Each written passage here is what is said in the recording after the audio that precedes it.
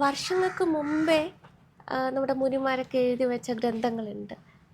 ഈ കാലഘട്ടത്തിൽ അതിന് എത്രത്തോളം പ്രസക്തിയുണ്ട് എന്നുള്ളത് നല്ലൊരു ചോദ്യമാണത്. അപ്പം അതിനെ നമ്മൾ മറ്റൊരു രീതിയിൽ കാണുക.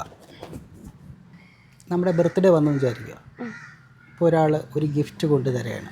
അപ്പോൾ ഗിഫ്റ്റ് കാണുമ്പോൾ നമുക്ക് വളരെ സന്തോഷം തോന്നും. പക്ഷേ തന്ന ഗിഫ്റ്റ് എന്ന് വെച്ചാൽ ബ്ലാക്ക് ആൻഡ് വൈറ്റ് TV ആണ്. ഇഷ്ടപ്പെടും? ഇല്ല. കാരണം എന്താണ്? ഔട്ട്ഡേറ്റായി. പക്ഷേ ഈ കളർ TV വരുന്നതിന് മുമ്പ് എന്തായിരുന്നു? ഇത് ഹീറോ ആയിരുന്നു, ഈ ബ്ലാക്ക് ആൻഡ് TV. കാര്യം അങ്ങനത്തെ ഒരു ഓപ്ഷൻ TV എന്നുള്ളൊരു കോൺസെപ്റ്റ് ഇല്ലാത്ത സമയത്താണ് TV വന്നത്. അപ്പോൾ അത് ടെക്നോളജിയുടെ ഏറ്റവും വലിയ ഒരു സംഭവമായിട്ട് എല്ലാവരും കണ്ട് TV ഉള്ളൊരു വീട് ഭയങ്കര എന്തോ ഒരു ഹീറോ പോലെയായിരുന്നു ഓരോ വീട്ടിൽ. എൻ്റെ വീട്ടിൽ TV ഉണ്ടെന്ന് വരെ പറയുന്ന ഒരു കാലഘട്ടം ഉണ്ടായിരുന്നു. പിന്നീട് കളർ TV വന്നപ്പോൾ എന്ത് പറ്റി?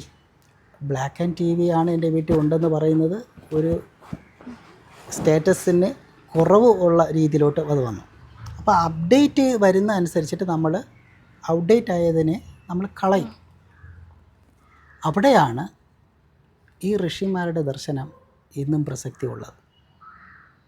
കാരണം ഇപ്പോൾ നമ്മൾ ഭഗവത്ഗീതയോ അല്ലെങ്കിൽ ഈ പറയുന്ന ഖുറാനോ അല്ലെങ്കിൽ ബൈബിളോ അതിലുള്ള ഏതെങ്കിലും ഒരു സംഭവം വായിച്ച് നോക്കുമ്പോൾ ഇന്നത്തെ കാലത്തിന് പറ്റിയതല്ലെന്ന് തോന്നാറുണ്ടോ? റിലവൻ്റാണ് അതെല്ലാം. കഥകളിൽ നിൽക്കരുത്, തത്വങ്ങളിലോട്ട് വരണം. എങ്കിൽ മാത്രമേ അത് പിടികിട്ടുള്ളൂ.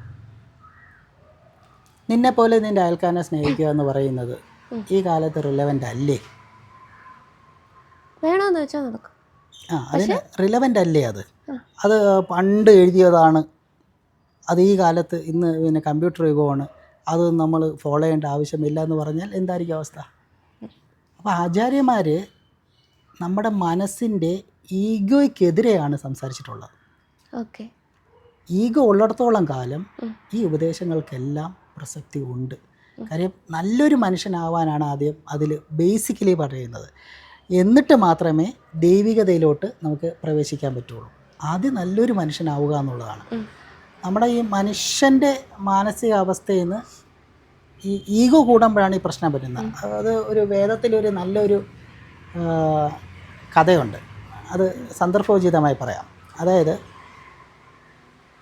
ഇപ്പോൾ നമ്മൾ ഈ പുരാണത്തിൽ കണ്ടിട്ടുണ്ടല്ലോ, അസുരന്മാരും ദേവന്മാരും. അതെന്ന് പറയുന്നത് നമ്മുടെ പോസിറ്റീവ് തോട്ടും നെഗറ്റീവ് തോട്ടും എന്നുള്ളൊരു അർത്ഥത്തിലാണ് അത് വരുന്നത്. അപ്പം ഈ അസുരന്മാരുടെ ഒരു പ്രോബ്ലം എന്ന് വെച്ചാൽ എപ്പോഴും ഈഗോയിൽ പിടിച്ചുകൊണ്ടേ ചിന്തിക്കുകയുള്ളൂ. ദേവന്മാരെന്താണെന്ന് വെച്ചാൽ അവർക്ക് ഈഗോ ഉണ്ട്, പക്ഷേ കോംപ്രമൈസ് ചെയ്യാൻ അവർക്ക് ഒരു മാനസികാവസ്ഥയും ഉണ്ട്. ഇതാണ് അതിൻ്റെ വ്യത്യാസം. ഇവർ രണ്ട് തമ്മിലുള്ള വ്യത്യാസം അതാണ്. മറ്റേവർക്ക് കോംപ്രമൈസ് ഇല്ല. അപ്പം അങ്ങനെ ഇരിക്കെ ഇവർ രണ്ടുപേരും സൃഷ്ടിച്ച ഈശ്വരനാണല്ലോ.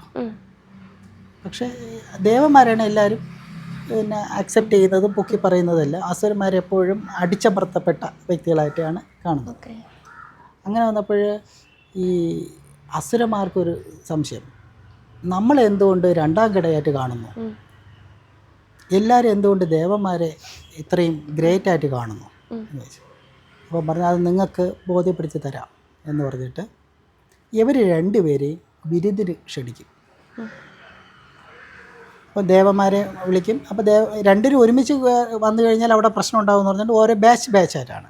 അപ്പോൾ ദേവന്മാരുടെ അടുത്ത് വരിക, വിരുന്ന് പിന്നെ പങ്കെടുക്കുക, അവർ പോയതിന് ശേഷം അടുത്ത ആൾ. അപ്പോൾ ഒരു വലിയ തീന്മേശയിൽ ഭക്ഷണ പദാർത്ഥങ്ങളെല്ലാം വെച്ചിട്ടുണ്ട്, മനോഹരമായി ഒരുക്കിയിട്ടുണ്ട്.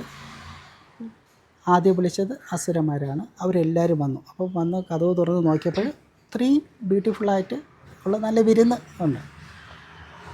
അപ്പോൾ ഈ ഡോറ് കടന്നു പോകാൻ നേരത്ത് ഇവർക്കിത് കഴിക്കണമെന്നുള്ള ആഗ്രഹവും ഇതെല്ലാം വന്ന് നിൽക്കുകയാണ്. അപ്പോൾ പറഞ്ഞ് ഇതിനകത്തോട്ട് കയറുന്നുണ്ടെങ്കിൽ ഒരു ചെറിയൊരു കണ്ടീഷനുണ്ട്. ഈ കൈ ഉണ്ടല്ലോ, അവരുടെ കൈയുടെ നീളത്തിന് ഒരു കോല് വയ്ക്കും. കോല് വെച്ചിട്ട് ഇങ്ങനെ കെട്ടും. അതായത് കൈ മടക്കാൻ പറ്റില്ല. അപ്പോൾ രണ്ട് കൈയിലും കോല് വെച്ച് കെട്ടിയിട്ടാണ് ഇതിനകത്തോട്ട് പ്രവേശിക്കാറ്.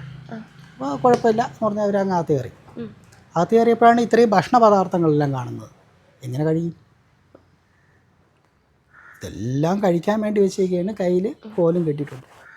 പിന്നെയുള്ളൊരു ഓപ്ഷൻ എന്ന് വെച്ചാൽ ഇവർ ഭക്ഷണം എടുക്കുന്നു, മുകളിലോട്ട് എറിയുന്നു, ക്യാച്ച് ചെയ്ത് കഴിക്കുന്നു.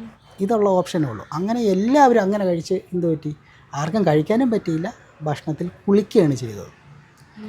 അപ്പോൾ വിരുന്നിൻ്റെ സമയം കഴിഞ്ഞ ശേഷം ഈശ്വരൻ വന്ന് നോക്കിയപ്പോഴെന്താണ്, ഇവരാരും കഴിച്ചിട്ടില്ല, ഭക്ഷണം എല്ലാം വേസ്റ്റ് ആയിട്ടുണ്ട്, എല്ലാവരും ഭക്ഷണത്തിൽ കുളിച്ചാണ് നിൽക്കുന്നത്. അപ്പം പിന്നെ അവരെ മാറ്റിയിട്ട് അടുത്തെന്താണ്, ദേവന്മാരെ വിളിച്ചു. അപ്പോൾ അവർ വന്ന് നോക്കിയപ്പോൾ ഇതാണ് അവസ്ഥ, കയ്യിൽ കോലൊക്കെ ഇട്ടിട്ടുണ്ട്.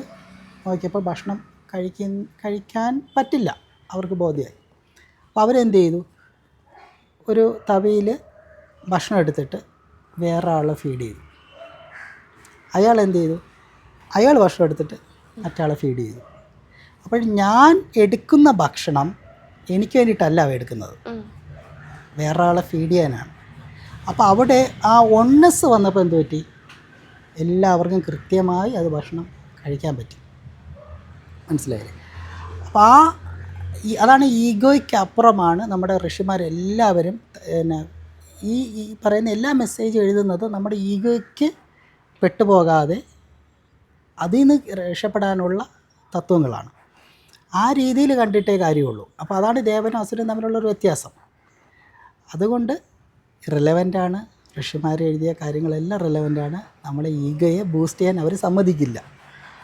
അപ്പോൾ ഈഗോ ബൂസ്റ്റ് ചെയ്യണമെന്നുള്ളവൻ എന്ത് ചെയ്യും, അതൊക്കെ ഋഷിയെ ചവിട്ടി പുറത്താക്കും. പറഞ്ഞപ്പോഴാണ് ബൈബിളിനകത്തും ഒരു സ്റ്റോറി ഉണ്ട്. അതായത് എനിക്ക് തോന്നുന്നു കൃത്യമായിട്ട് ഈ സ്വർഗം നരകം എന്നുള്ള കൺസെപ്റ്റിനകത്ത് സ്വർഗത്തിൽ പോകുന്ന സമയത്ത് അവിടെ ഭക്ഷണം കഴിക്കുന്നത് ഇങ്ങനെയല്ല, ഇവിടുന്ന് നമ്മുടെ വലം കൈ കൊണ്ട് എടുത്തിട്ട് അടുത്തുള്ളവര് കൊടുക്കണം എന്നുള്ളത്. അതാണ് ഈ ഋഷിമാരെല്ലാവരും ഒണ്ണസിനെ പ്രൊമോട്ട് ചെയ്യാനാണ്, ഈഗോ പ്രൊമോട്ട് ചെയ്യാൻ വേണ്ടിയിട്ടല്ല. ഞാനും നീയും രണ്ടല്ല. ഇപ്പം നമസ്തേ എന്ന് പറഞ്ഞ് തൊഴുന്നത് എന്താണ്, ഈ രണ്ടായിട്ട് തോന്നുന്നതായ രണ്ട് കൈ ആയിട്ടല്ലേ നമുക്ക് തോന്നുന്നത്. അത് നമ്മൾ രണ്ടല്ല, ഞാനും നീ രണ്ടല്ല, ഒന്നാണ് എന്നുള്ള ആ ഒണ്ണസിനെ സൂചിപ്പിക്കാനാണ് ഈ നമസ്തേ എന്ന് പറയുന്ന ഒരു കോൺസെപ്റ്റ്. ഇവിടെ രണ്ടില്ല, ഒന്നേ ഉള്ളൂ. അപ്പോൾ രണ്ടുണ്ടും ചിന്തിക്കുന്ന ഈഗോയാണ്. അപ്പോൾ ഒണ്ണസിനെ പറ്റി പഠിപ്പിക്കുന്നതാണ് ഈ പറയുന്ന ഋഷിമാരെല്ലാം ചെയ്യുന്നത്.